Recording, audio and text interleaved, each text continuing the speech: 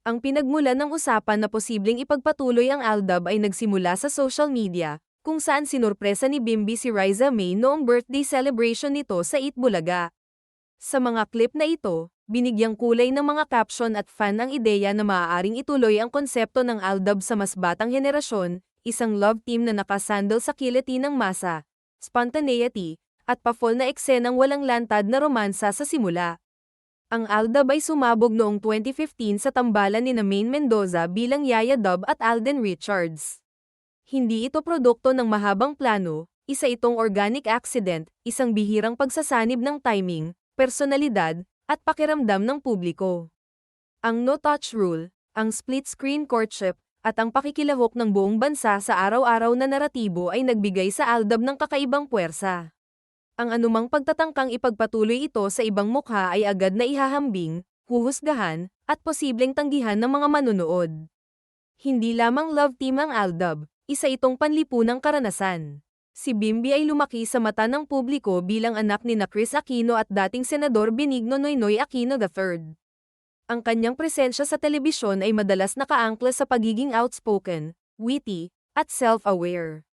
Sa mga panayam at public appearances, malinaw na hindi siya hinulma bilang teen idol o romantic lead. Sa kasalukuyan, mas inuugnay si Bimby sa pagiging media personality at social commentator in the making, isang kabataang may sariling boses at identidad. Si Riza May ay produkto ng talent-based na pagsikat.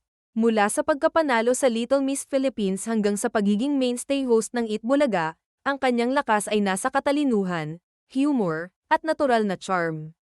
Hindi siya inilunsad bilang romantic figure, bagkus, bilang all-around entertainer.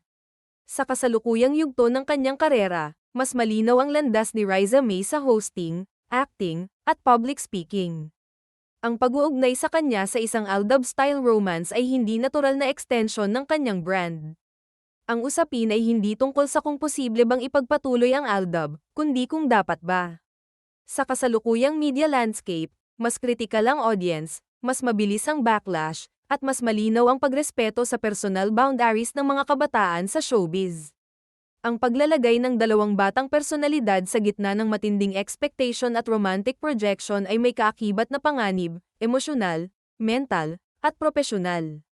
Ang totoo, walang anumang pahayag mula sa production team ng Itbulaga na nagpapatunay sa planong ito.